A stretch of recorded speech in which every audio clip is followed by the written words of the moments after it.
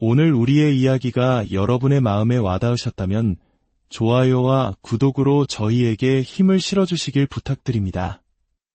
여러분의 작은 관심은 저희가 이처럼 귀한 이야기들을 계속해서 나눌 수 있는 큰 격려가 됩니다.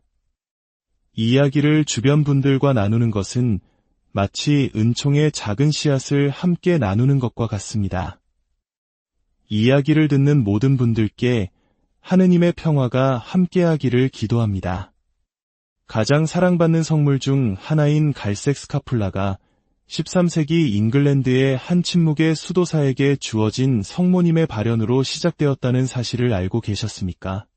그가 한때 속이 텅 빈 참나무 안에서 살며 오직 고독 속에서 하느님만을 찾았다는 것을요.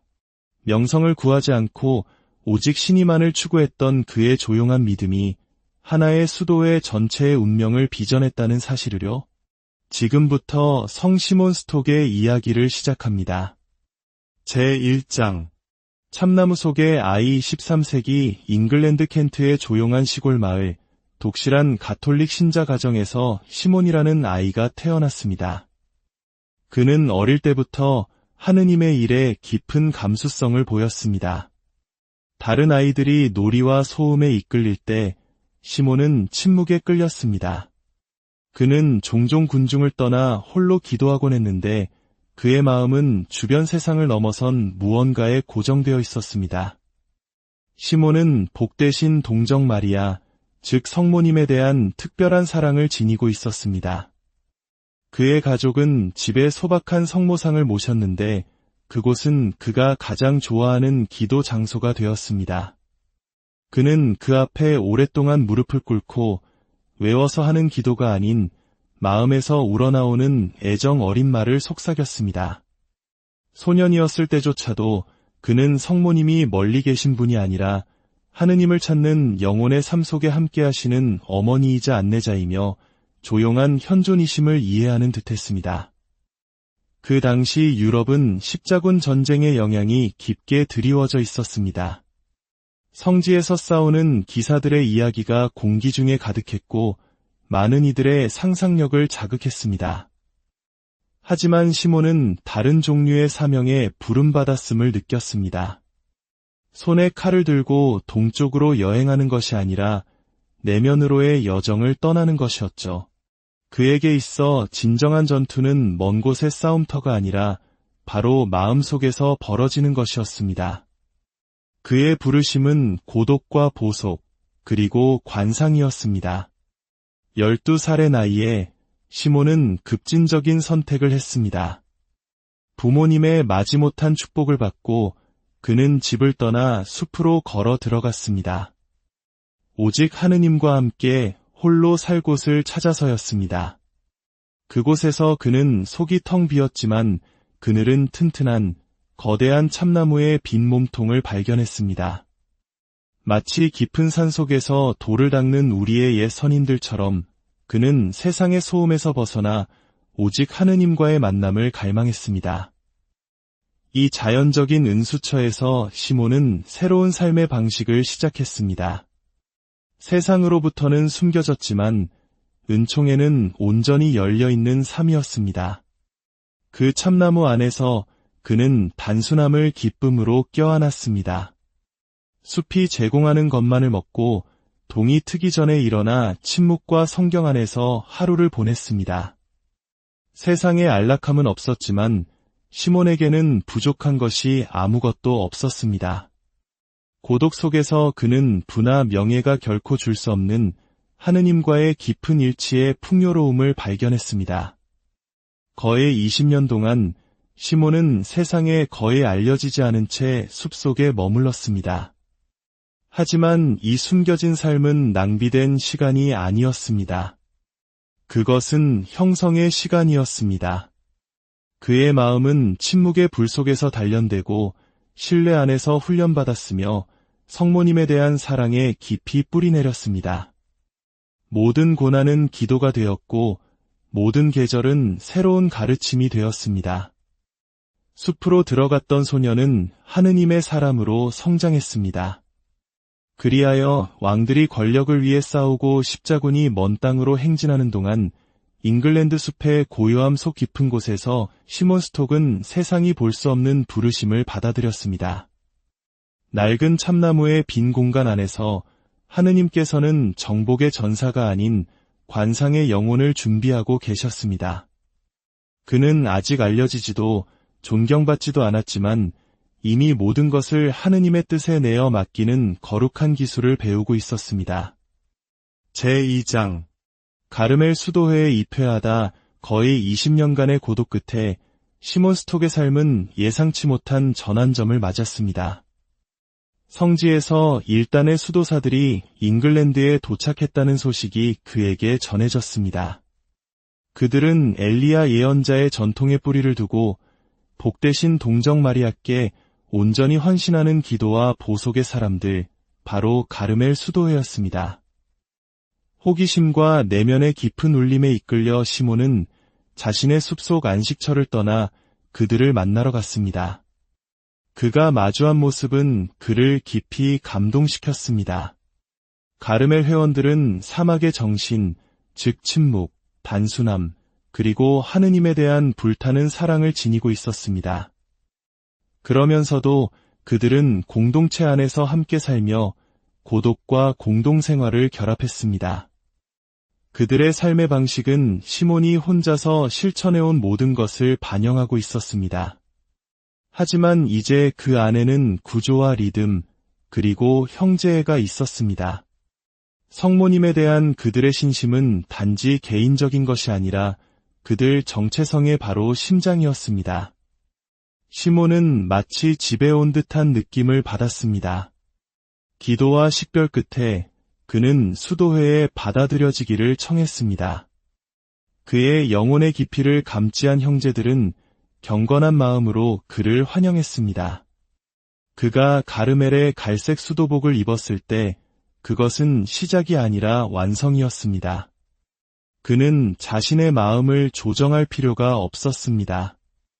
그는 단지 이미 자신의 삶과 일치하는 삶 속으로 걸어 들어가기만 하면 되었습니다.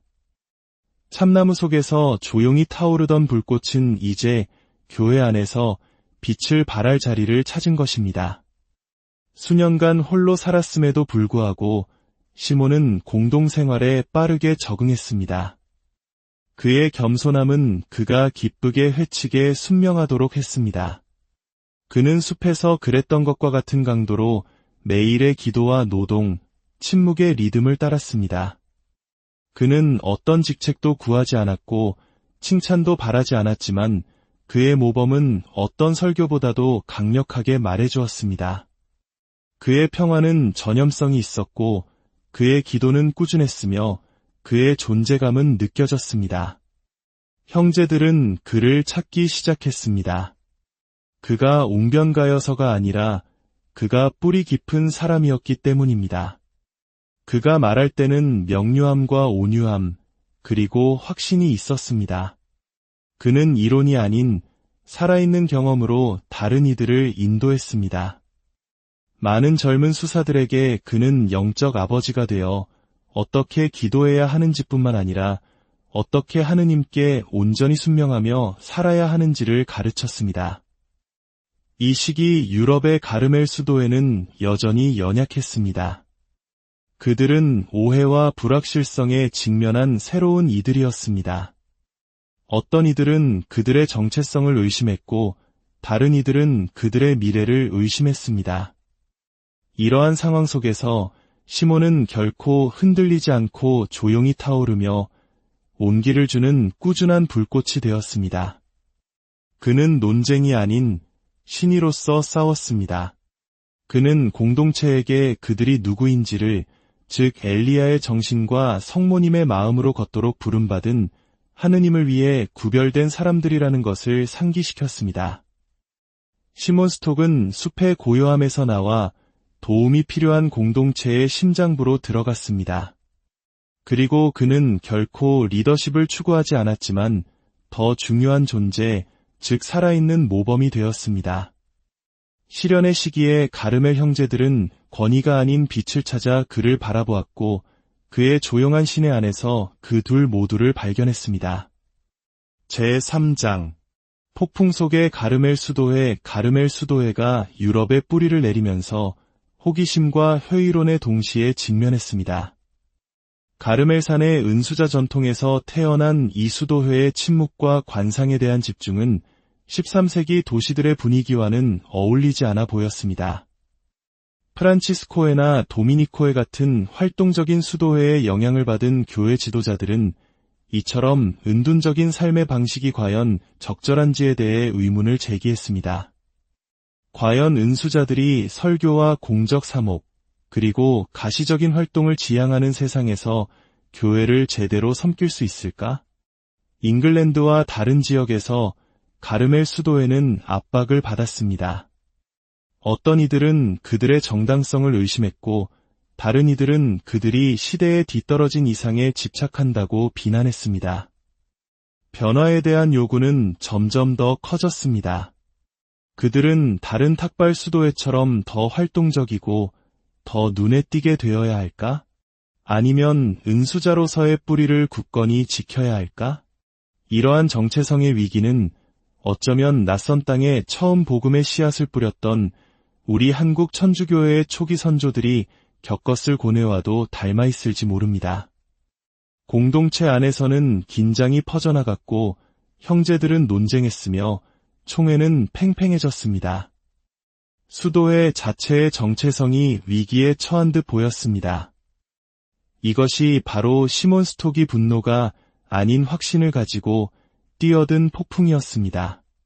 그는 숲에 숨어 지낸 은수자의 삶과 형제들과 함께 걷는 수사의 삶, 두 가지 삶을 모두 살아보았습니다. 그는 개혁의 필요성을 이해했지만 영혼을 잃는 것을 두려워했습니다. 그에게 가르멜의 본질은 외적인 형태가 아니라 내면의 불이었습니다. 수도회가 열매를 맺기 위해 뿌리를 버릴 필요는 없었습니다. 그 뿌리가 하느님께서 요청하시는 새로운 형태가 무엇이든 간에 영향을 공급하도록 해야 했습니다. 시몬은 혼란 속에서 명료함의 목소리가 되었습니다.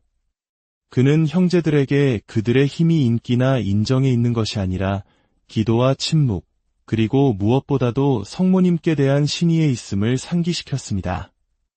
가르멜은 과거의 유물이 아니라고 그는 주장했습니다. 그것은 현재를 위한 예언자적 증거였습니다.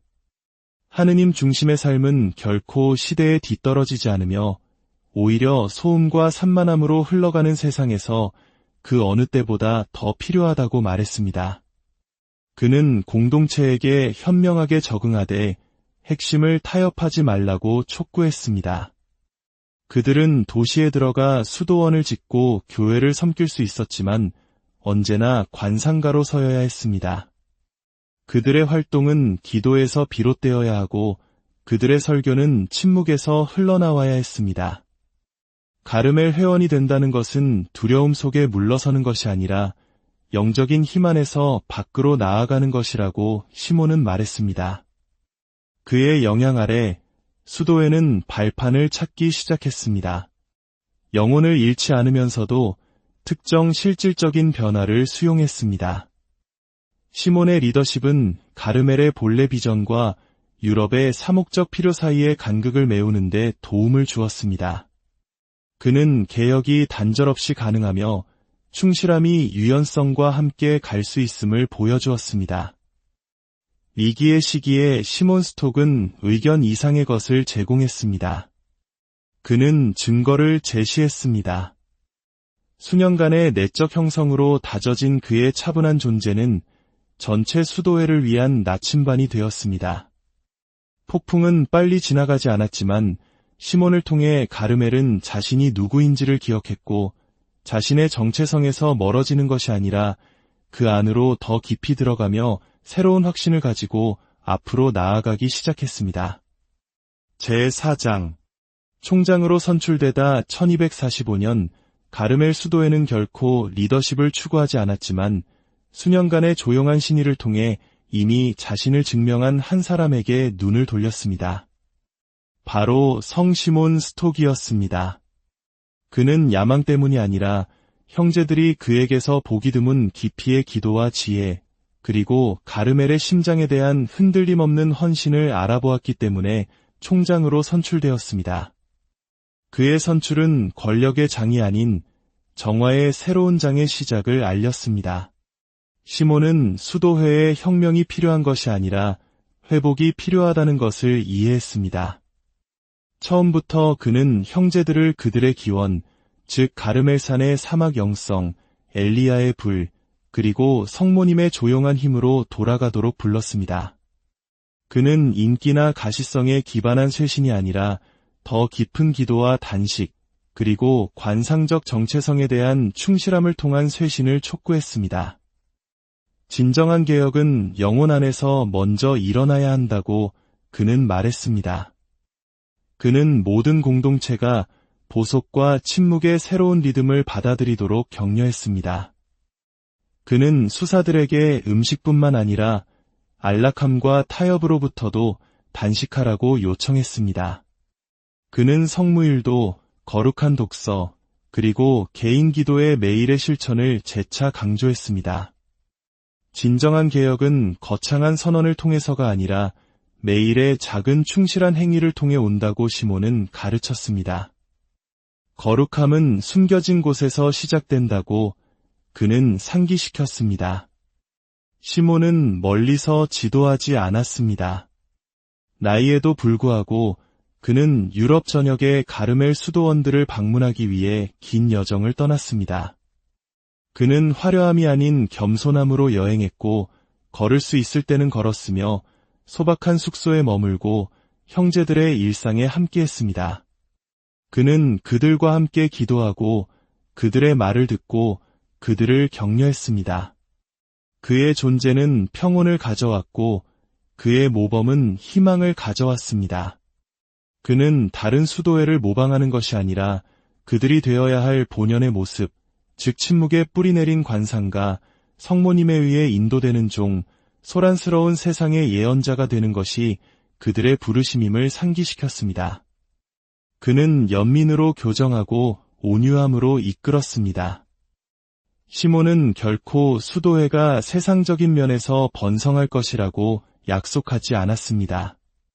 그는 더 나은 것, 즉 충실함만으로도 충분하다는 것을 상기시켜 주었습니다.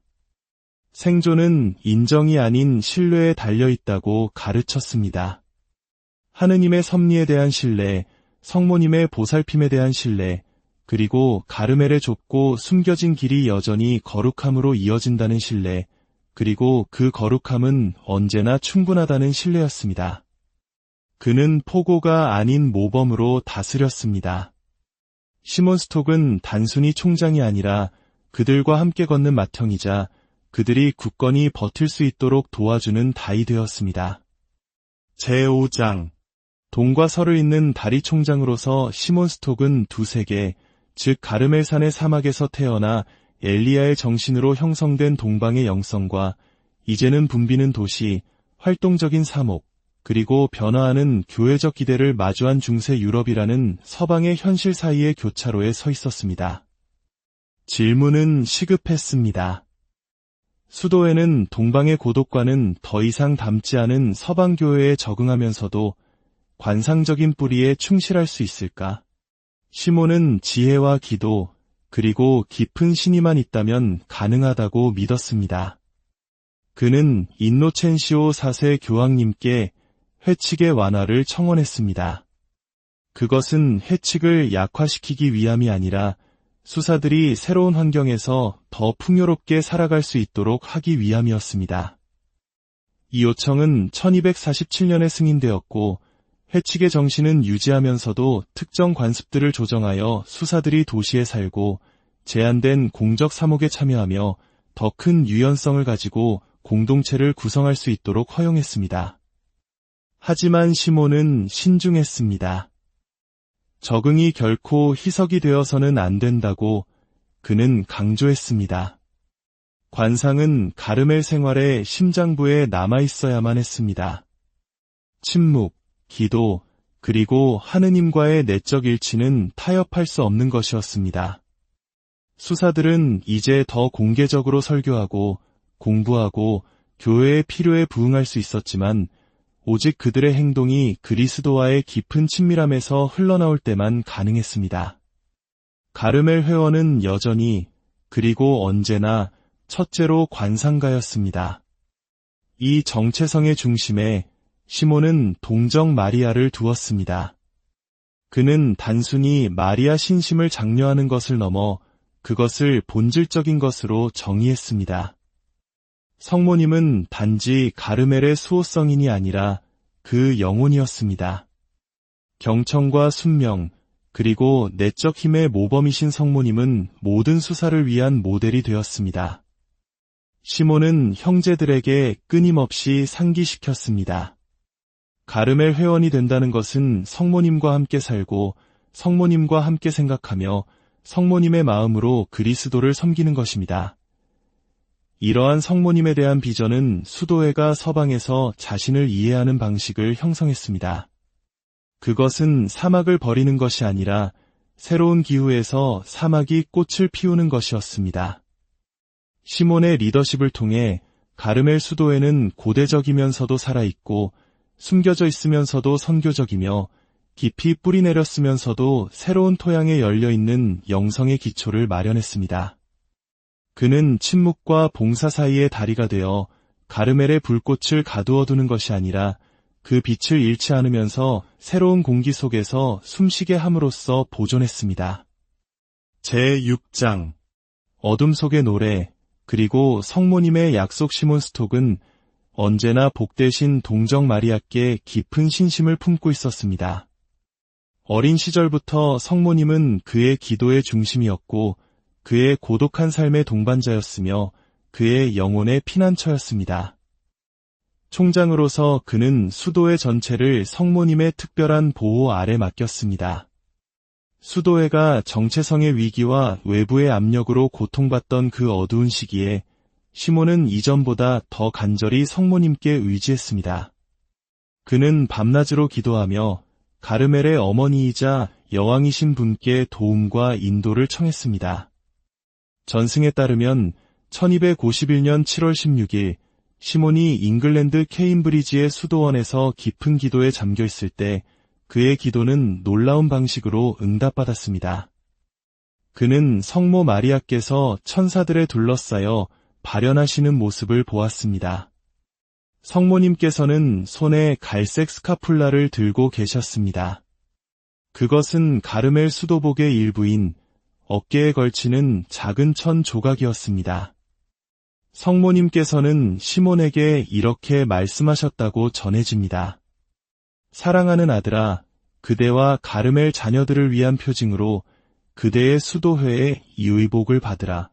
이것은 내가 얻어낸 특권이 징표이니 이 스카풀라를 경건하게 착용하고 죽는 이는 누구나 영원한 불의 고통을 겪지 않을 것이다.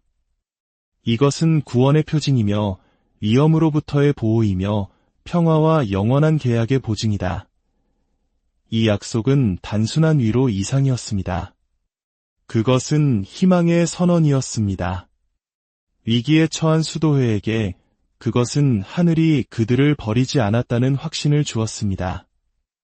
스카풀라는 더 이상 단순한 수도복의 일부가 아니었습니다. 그것은 성모님의 현존과 보호에 대한 가시적인 표징, 즉 하늘로부터 온 약속이 되었습니다. 이것은 미신적인 부적이 아닙니다. 많은 이들이 오해하듯이 구원을 보장하는 마법의 물건이 아닙니다. 그것은 성모님께 우리 자신을 봉헌하고 그분의 보호에 우리를 맡긴다는 신뢰의 표징입니다. 스카풀라를 착용한다는 것은 저는 성모님의 자녀입니다. 저는 성모님처럼 살기 위해 노력하겠습니다. 라고 매일 고백하는 것과 같습니다. 그것은 거룩함으로의 부르심이며 일상적인 회심에 대한 약속입니다. 시몬 스톡은 이 약속을 수도회에 전했고 그 소식은 희망의 불꽃처럼 퍼져나갔습니다. 형제들은 새로운 열정으로 스카풀라를 착용했습니다. 그것은 그들의 헌신에 대한 외적인 표징이자 시련의 시기에 그들을 지탱해줄 내적인 힘의 원천이 되었습니다. 이 작은 갈색천 조각은 가르멜 수도회의 정체성의 중심이 되었고 성모님과의 특별한 관계를 상징하게 되었습니다. 제7장 교회의 보물이 된 스카풀라. 처음에는 가르멜 수도회 안에서만 알려졌던 성모님의 약속은 곧 수도원의 담장을 넘어 퍼져나가기 시작했습니다. 스카풀라를 통해 드러난 성모님의 모성적 보살핌에 대한 이야기는 평신도들의 마음을 사로잡았습니다. 왕과 농부, 기사와 상인, 남녀노소를 불문하고 많은 이들이 이 거룩한 표징을 착용하기를 원했습니다. 가르멜 수사들은 신자들을 위해 더 작고 실용적인 형태의 스카풀라를 만들어 나누어 주기 시작했습니다. 2개의 작은 갈색 천 조각을 끈으로 연결하여 목에 걸 수 있게 한 형태였습니다. 이 작은 스카풀라는 큰 수도복과 동일한 약속과 의미를 지녔습니다. 그것을 착용하는 것은 가르멜 영성의 가족이 되고 성모님의 특별한 보호 아래 자신을 두는 것을 의미했습니다. 스카풀라 신심은 유럽 전역으로 빠르게 확산되었습니다. 그것은 단순하고 접근하기 쉬우면서도 심오했습니다. 사람들은 스카풀라를 착용함으로써 성모님께 대한 사랑과 신뢰를 표현했습니다. 그것은 죄인에게는 회개의 희망을, 고통받는 이에게는 위안을, 그리고 죽음을 앞둔 이에게는 평화를 주었습니다. 수세기에 걸쳐 여러 교황님들께서 스카풀라 신심을 인정하고 장려하셨습니다. 스카풀라를 착용하는 이들에게 특별한 은사가 부여되었고 스카풀라 제도는 가톨릭 교회의 가장 소중한 신심 중 하나로 자리 잡게 되었습니다. 그것은 가르멜 수도원에서 시작되었지만 곧 가족과 본당, 순례자들에게까지 이르러 안락함이 아닌 현존의 약속으로 여러 세대에 걸쳐 감동을 주었습니다. 시몬 스톡은 자신의 수도회를 위해 선물을 받았지만 시간이 지나면서 그것은 교회 전체를 위한 선물이 되었습니다. 스카풀라는 거룩한 이들을 위한 보상이 아니었습니다. 그것은 기꺼이 따르려는 이들을 위한 길이었습니다. 그리고 그 조용한 단순함 속에서 그것은 계속해서 마음들을 영원한 무언가로, 즉 성모님과 함께 걷고 신뢰하며 살고 가장 작은 표징마저도 더 큰 순명의 시작이 되게 하도록 부르고 있습니다. 제8장 숨겨진 곳에 내리는 은총 작고 소박한 갈색 스카풀라는 조용하지만 깊이 있는 이야기들의 흔적을 남기기 시작했습니다. 거창한 발표도 기적의 행렬도 없었지만 마을과 도시, 그리고 수도원에서는 사람들이 무언가 감동적인 일이 일어나고 있다고 속삭였습니다. 은총이 천천히 겸손하게 움직이기 시작하며 성모님의 약속이라는 조용한 현존을 통해 마음들을 어루만진 것입니다. 한 해안 마을에 적대적이었던 젊은이에 대한 이야기가 있습니다. 분노가 많고 교회를 조롱하기로 유명했던 그는 나이든 어머니를 안심시키기 위해서만 스카풀라를 착용했습니다. 그는 그것을 비웃고 조롱했습니다. 그러던 어느 날 저녁, 계획에도 없이 그는 자신도 모르게 기도하고 있는 자신을 발견했습니다. 완벽한 기도는 아니었지만 갈망이 담긴 기도였습니다. 며칠 후 그는 어린 시절 이후 들어가 본 적 없는 성당으로 돌아갔습니다. 스카풀라가 그를 즉시 변화시킨 것은 아니었지만 그가 영혼 주위에 쌓아 올린 벽에 균열을 낸 것입니다. 다른 마을에서는 탐욕과 부정직으로 삶을 쌓아온 한 상인이 있었습니다. 그는 심각한 병을 앓던 중 가르멜 수사에게서 스카풀라를 받았습니다. 아무것도 기대하지 않았지만 그는 믿음보다는 두려움 때문에 그것을 착용했습니다. 그러나 회복된 후 그는 훔쳤던 동전을 돌려주고 소원했던 친척들과 화해하며 조용히 가난한 이들을 섬기기 시작했습니다.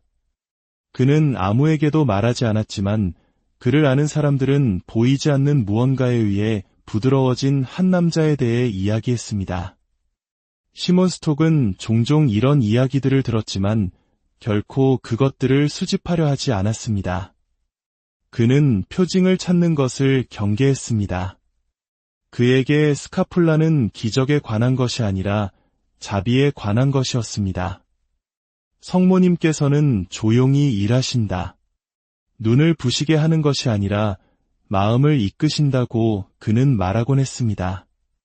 그는 스카폴라를 통한 성모님의 일이 위기에 처한 영혼을 구출하는 것이 아니라 신의와 신뢰, 그리고 은총을 통해 시간을 두고 그들을 재형성하는 것이라고 믿었습니다. 가르멜 공동체 안에서 스카폴라는 지쳐있던 많은 이들을 새롭게 했습니다. 형제들은 신심을 되살리고 숨겨진 어려움을 고백하며 기도 생활을 심화시켰습니다. 심판을 두려워해서가 아니라 사랑받고 있음을 기억했기 때문입니다. 그들의 어깨에 걸린 스카폴라는 매일 그들이 성모님께 속해 있으며 성모님께서 그들을 포기하지 않으셨음을 상기시켰습니다. 수도원 밖의 평신도들은 미묘한 변화에 대해 이야기했습니다. 용서를 위한 용기를 찾은 과부, 신앙을 버리라는 압력에 저항한 10대, 점심시간에 묵주기도를 바치기 시작한 사업가. 이것들은 역사책에 기록될 이야기는 아니었지만 그럼에도 불구하고 거룩했습니다. 각각은 하느님의 마음으로의 조용한 귀환이었습니다. 제9장 토요 특전 성모님의 인도 아래 사는 신자들에게 희망은 무덤에서 끝나지 않았습니다. 그것은 무덤 너머까지 닿았습니다. 이러한 신뢰는 삶에서 성모님과 형성된 영적 관계가 죽음으로 소멸되는 것이 아니라 더욱 강해진다는 가르멜 전통 안에 소중한 믿음을 낳았습니다. 이 세상에서 성모님께 속한 이들은 다음 세상에서도 그분의 현존을 의지할 수 있었습니다. 이러한 희망의 정신 속에서 토요 특전으로 알려진 전승이 형성되었습니다. 오랜 신심에 따르면 복되신 동정 마리아께서는 당신의 충실한 자녀들, 특히 스카폴라를 경건하게 착용하고 기도와 정결한 삶을 산 이들을 그들이 죽은 후 첫 번째 토요일의 연옥에서 구해내심으로써 도우시겠다고 약속하셨습니다. 교회가 이것을 정식 교리나 공적 계시로 정의한 적은 없지만 신자들이 더 깊은 덕으로 나아가는 한 이 믿음이 가톨릭의 희망과 성모님께 대한 신뢰의 표현으로 꽃피우도록 허용해왔습니다. 시기나 조건의 세부 사항보다 더 중요한 것은 그것이 가리키는 더 깊은 진실, 즉 성모님께서 우리와 함께 영원으로 걸어가신다는 것입니다. 그분의 전구는 죽음의 문턱에서 끝나지 않습니다.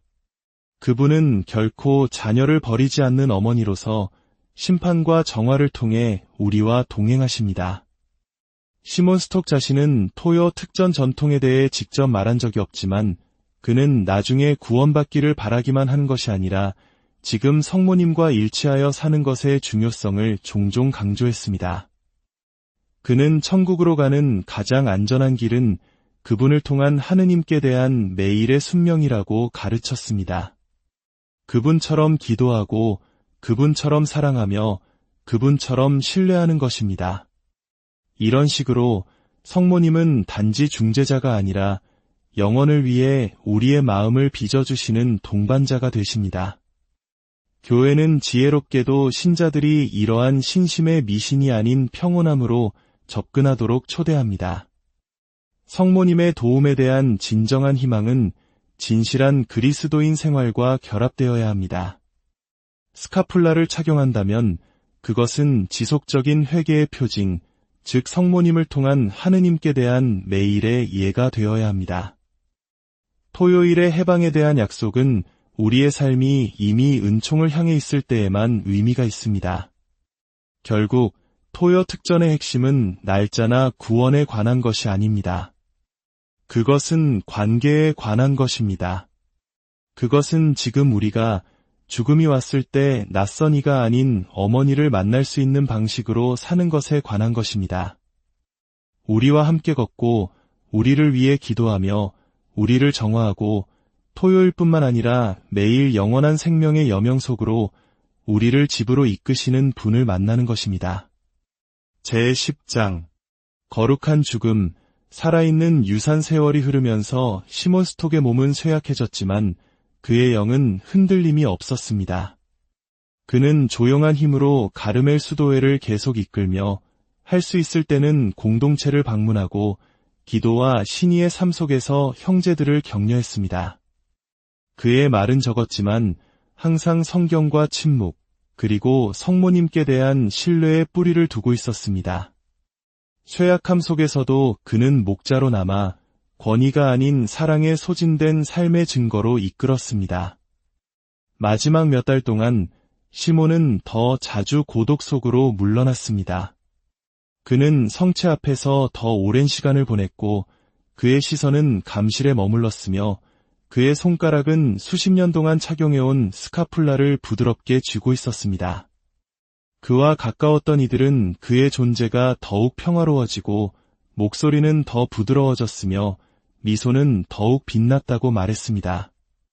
그는 이미 지상보다는 천국에 더 속한 듯했습니다.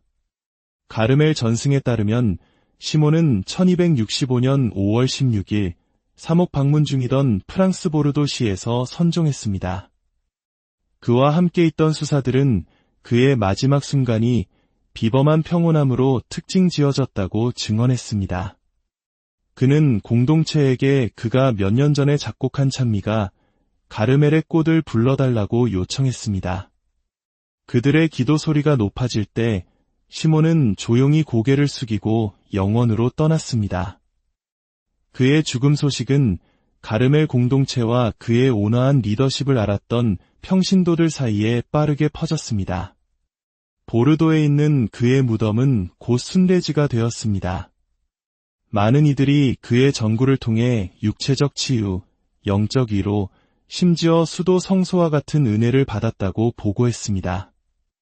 교회가 아직 현대적인 시성 절차를 공식화하지 않았지만 시몬에 대한 공경은 빠르고 꾸준하게 성장했습니다. 수세기에 걸쳐 가르멜 수도회는 그를 성인으로 공경하는 것을 멈추지 않았습니다. 그의 이름은 로마 순교록에 포함되었고 그의 축일은 그의 선종일인 5월 16일 가르멜 전례력 안에서 공식적으로 기념되었습니다. 교황의 선포를 통해 시성되지는 않았지만 그의 공경은 백성들의 신앙과 수도회의 전통에서 자연스럽게 생겨난 것으로 오랜 관습에 의한 공경으로 인정받았습니다. 시몬 스톡의 유산은 공적인 기적이나 거창한 업적으로 정의되지 않습니다. 그것은 그의 내면 생활의 깊이, 성모님에 대한 흔들림 없는 신뢰, 그리고 겸손으로 이끄는 그의 능력에서 발견됩니다. 그는 나무 속에 숨어 살았고 도시를 조용히 걸었으며 입술에 기도를 담고 죽었습니다. 그럼에도 불구하고 그의 삶은 다가올 세대의 가르멜 회원들을 위한 주춧돌이 되었습니다. 오늘날까지 그의 영향력은 계속됩니다. 착용되는 모든 스카풀라, 불리는 모든 가르멜의 꽃, 가르멜을 통해 성모님께 봉헌되는 모든 영혼은 그의 조용한 흔적을 지니고 있습니다. 그는 교회의 거룩함이 명성이 아닌 신의에 달려있음을 상기시킵니다. 그리고 그의 삶과 죽음을 통해 시몬 스톡은 기억 이상의 것을 남겼습니다. 그는 조용한 한 걸음 한 걸음 천국을 향해 이끄는 길을 남겼습니다. 제11장 성시몬 스톡에게 드리는 기도. 끊임없는 소음과 끝없는 노력의 시대에 성시몬 스톡의 삶은 우리에게 다른 리듬, 즉 고요함과 신의, 그리고 순명의 길을 제시합니다. 그는 가장 거룩한 삶이 종종 가장 눈에 띄지 않으며 변화에는 명성이 아니라 신뢰가 필요함을 보여줍니다. 시몬은 우리에게 성모님께 매달리는 것이 약함이 아니라 지혜이며 침묵 속에서 기도하는 것이 도피가 아니라 힘임을 가르칩니다. 그를 통해 우리는 사랑으로 받쳐진 가장 작은 몸짓조차도 세상을 바꿀 수 있음을 배웁니다. 그의 삶은 상기시켜 줍니다. 천국은 겸손한 이에게 이끌린다는 것을. 오, 거룩한 시몬 성인이시여, 가르멜의 숨은 목자시여, 당신의 영혼이 오직 하느님만으로 채워지도록 참나무의 빈 공간에서 사셨던 당신. 저희는 지금 멀리서 감탄하기 위함이 아니라 당신께서 걸으신 길을 따르기 위해 당신 앞에 나아옵니다. 고요함을 스쳐 지나가는 세상 속에서 침묵의 가치를 가르쳐 주소서. 주목받기를 갈망하는 시대에 숨어 지내는 기쁨을 가르쳐 주소서. 통제를 숭상하는 문화 속에서 순명의 힘을 가르쳐 주소서.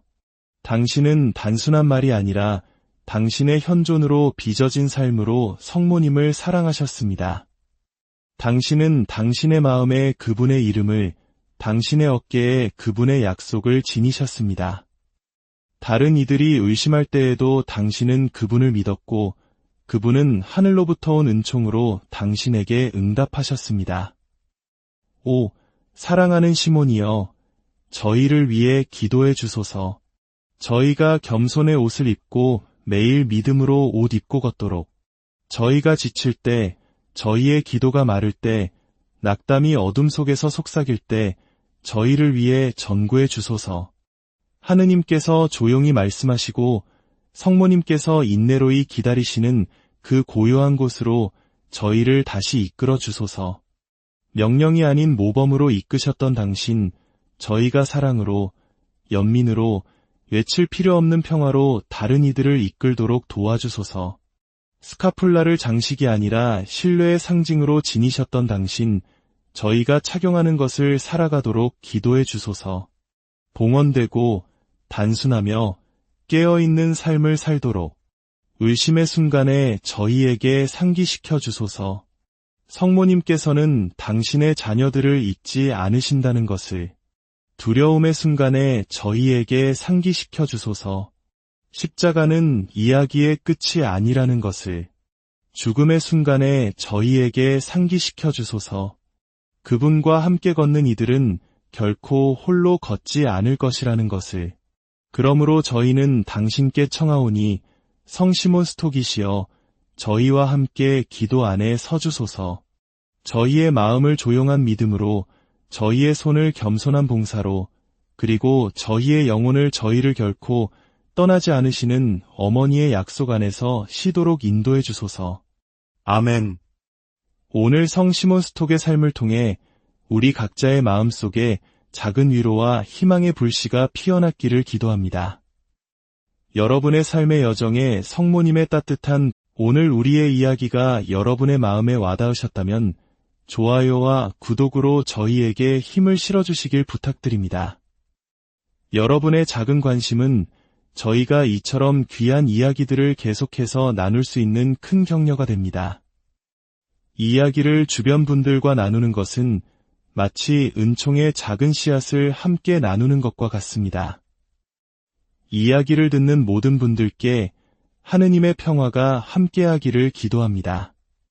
가장 사랑받는 성물 중 하나인 갈색 스카풀라가 13세기 잉글랜드의 한 침묵의 수도사에게 주어진 성모님의 발현으로 시작되었다는 사실을 알고 계셨습니까? 그가 한때 속이 텅 빈 참나무 안에서 살며 오직 고독 속에서 하느님만을 찾았다는 것을요.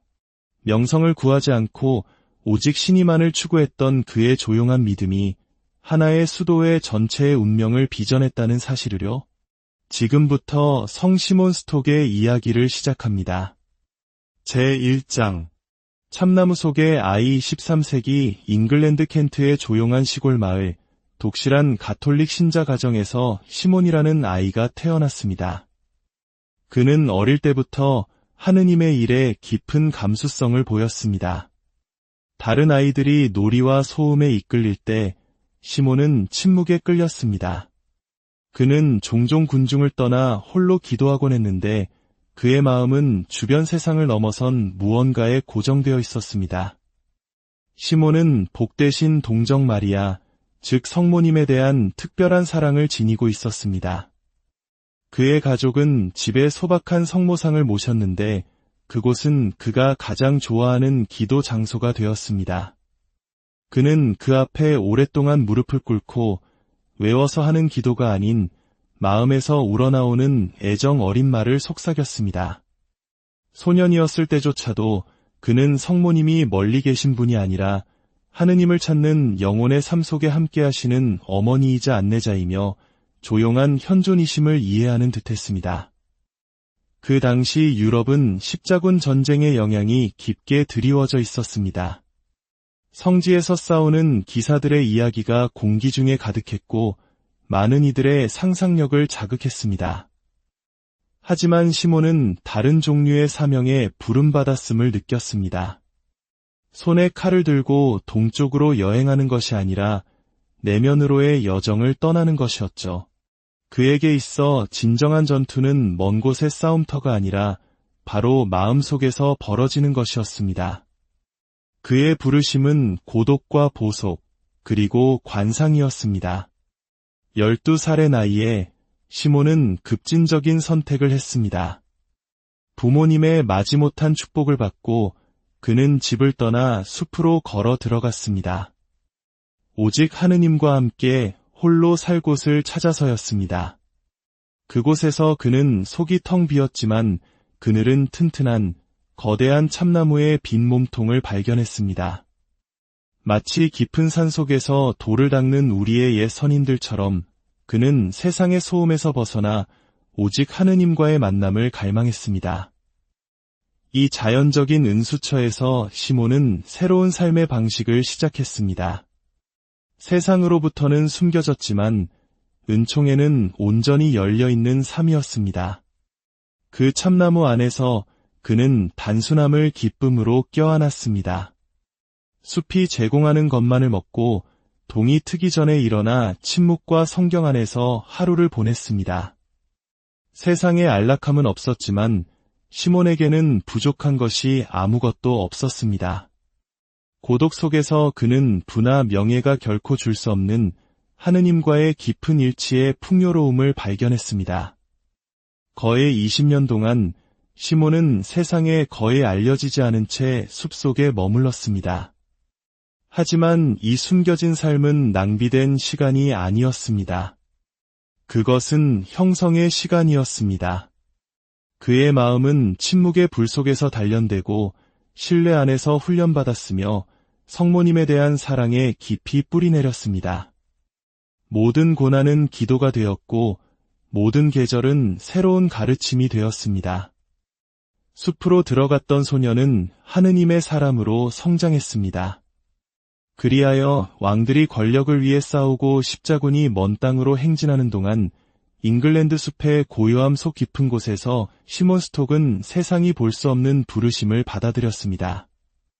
낡은 참나무의 빈 공간 안에서 하느님께서는 정복의 전사가 아닌 관상의 영혼을 준비하고 계셨습니다. 그는 아직 알려지지도 존경받지도 않았지만 이미 모든 것을 하느님의 뜻에 내어 맡기는 거룩한 기술을 배우고 있었습니다. 제2장 가르멜 수도회에 입회하다 거의 20년간의 고독 끝에 시몬 스톡의 삶은 예상치 못한 전환점을 맞았습니다. 성지에서 일단의 수도사들이 잉글랜드에 도착했다는 소식이 그에게 전해졌습니다. 그들은 엘리야 예언자의 전통에 뿌리를 두고 복되신 동정 마리아께 온전히 헌신하는 기도와 보속의 사람들, 바로 가르멜 수도회였습니다. 호기심과 내면의 깊은 울림에 이끌려 시몬은 자신의 숲속 안식처를 떠나 그들을 만나러 갔습니다. 그가 마주한 모습은 그를 깊이 감동시켰습니다. 가르멜 회원들은 사막의 정신, 즉 침묵, 단순함, 그리고 하느님에 대한 불타는 사랑을 지니고 있었습니다. 그러면서도 그들은 공동체 안에서 함께 살며 고독과 공동생활을 결합했습니다. 그들의 삶의 방식은 시몬이 혼자서 실천해온 모든 것을 반영하고 있었습니다. 하지만 이제 그 안에는 구조와 리듬, 그리고 형제애가 있었습니다. 성모님에 대한 그들의 신심은 단지 개인적인 것이 아니라 그들 정체성의 바로 심장이었습니다. 시몬은 마치 집에 온 듯한 느낌을 받았습니다. 기도와 식별 끝에 그는 수도회에 받아들여지기를 청했습니다. 그의 영혼의 깊이를 감지한 형제들은 경건한 마음으로 그를 환영했습니다.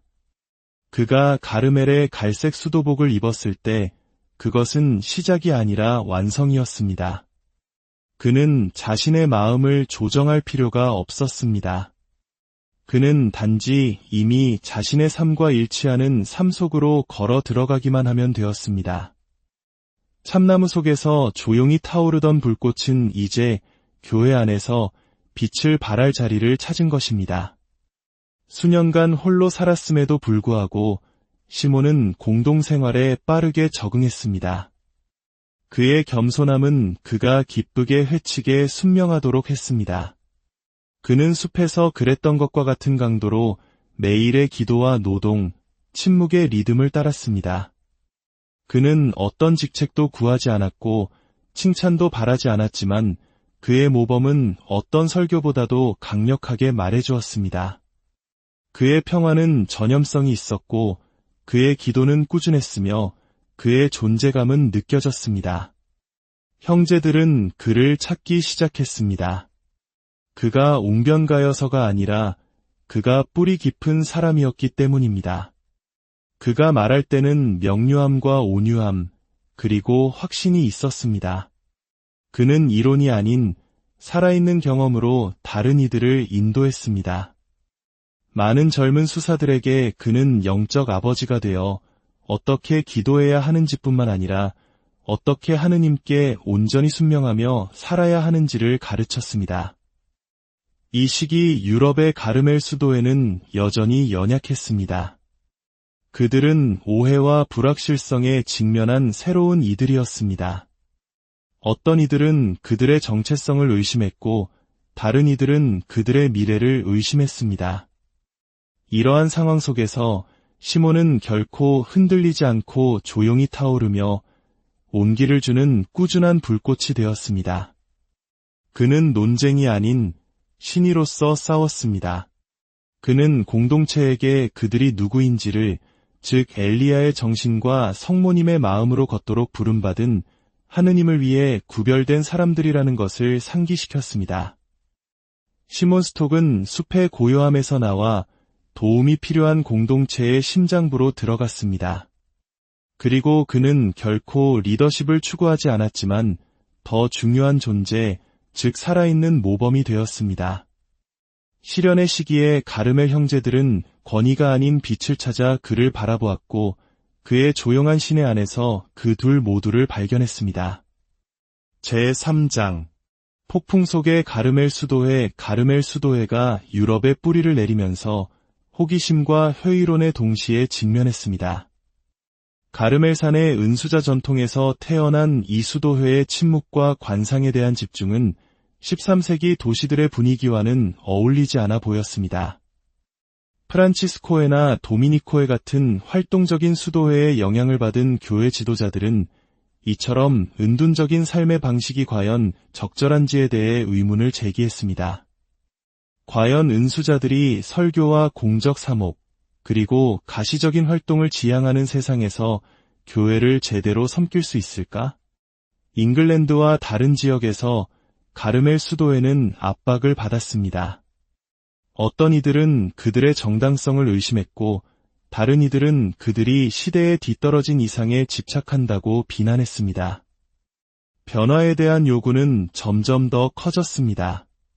그들은 다른 탁발 수도회처럼 더 활동적이고 더 눈에 띄게 되어야 할까?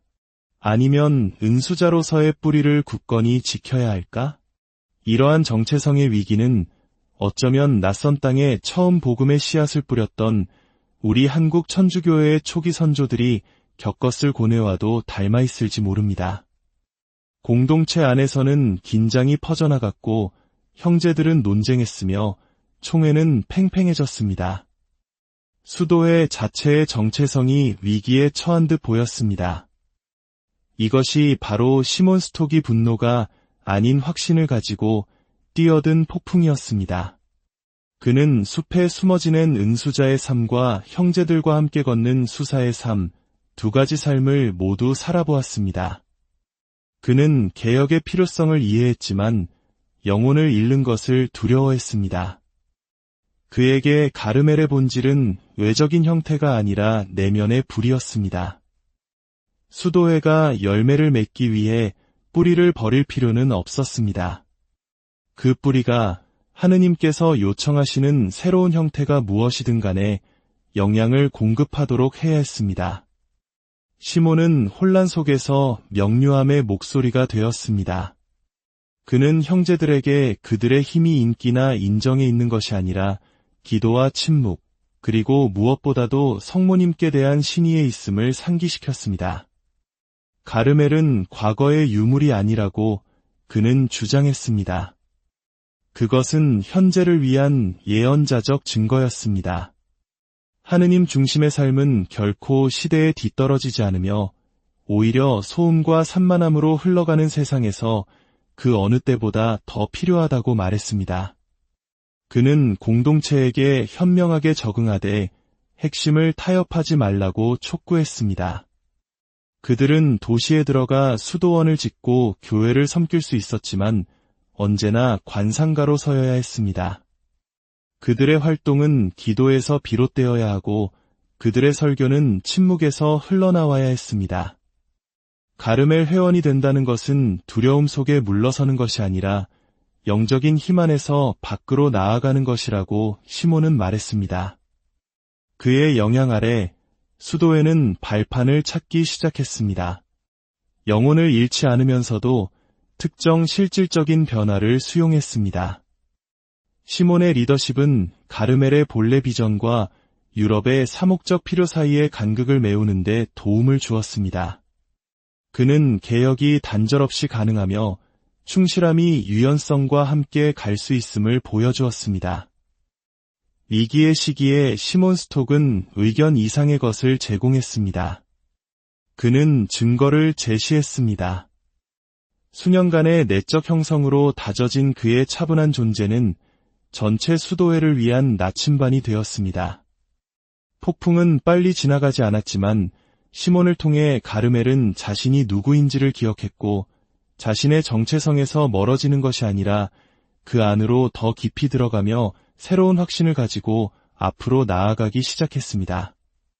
제4장 총장으로 선출되다 1245년 가르멜 수도회는 결코 리더십을 추구하지 않았지만 수년간의 조용한 신의를 통해 이미 자신을 증명한 한 사람에게 눈을 돌렸습니다. 바로 성 시몬 스톡이었습니다. 그는 야망 때문이 아니라 형제들이 그에게서 보기 드문 깊이의 기도와 지혜, 그리고 가르멜의 심장에 대한 흔들림 없는 헌신을 알아보았기 때문에 총장으로 선출되었습니다. 그의 선출은 권력의 장이 아닌 정화의 새로운 장의 시작을 알렸습니다. 시몬은 수도회에 혁명이 필요한 것이 아니라 회복이 필요하다는 것을 이해했습니다. 처음부터 그는 형제들을 그들의 기원, 즉 가르멜산의 사막 영성, 엘리야의 불, 그리고 성모님의 조용한 힘으로 돌아가도록 불렀습니다. 그는 인기나 가시성에 기반한 쇄신이 아니라 더 깊은 기도와 단식, 그리고 관상적 정체성에 대한 충실함을 통한 쇄신을 촉구했습니다. 진정한 개혁은 영혼 안에서 먼저 일어나야 한다고 그는 말했습니다. 그는 모든 공동체가 보속과 침묵의 새로운 리듬을 받아들이도록 격려했습니다. 그는 수사들에게 음식뿐만 아니라 안락함과 타협으로부터도 단식하라고 요청했습니다. 그는 성무일도 거룩한 독서, 그리고 개인 기도의 매일의 실천을 재차 강조했습니다. 진정한 개혁은 거창한 선언을 통해서가 아니라 매일의 작은 충실한 행위를 통해 온다고 시몬은 가르쳤습니다. 거룩함은 숨겨진 곳에서 시작된다고 그는 상기시켰습니다. 시몬은 멀리서 지도하지 않았습니다. 나이에도 불구하고 그는 유럽 전역의 가르멜 수도원들을 방문하기 위해 긴 여정을 떠났습니다. 그는 화려함이 아닌 겸손함으로 여행했고 걸을 수 있을 때는 걸었으며 소박한 숙소에 머물고 형제들의 일상에 함께했습니다. 그는 그들과 함께 기도하고 그들의 말을 듣고 그들을 격려했습니다. 그의 존재는 평온을 가져왔고 그의 모범은 희망을 가져왔습니다. 그는 다른 수도회를 모방하는 것이 아니라 그들이 되어야 할 본연의 모습, 즉 침묵에 뿌리내린 관상가, 성모님에 의해 인도되는 종, 소란스러운 세상의 예언자가 되는 것이 그들의 부르심임을 상기시켰습니다. 그는 연민으로 교정하고 온유함으로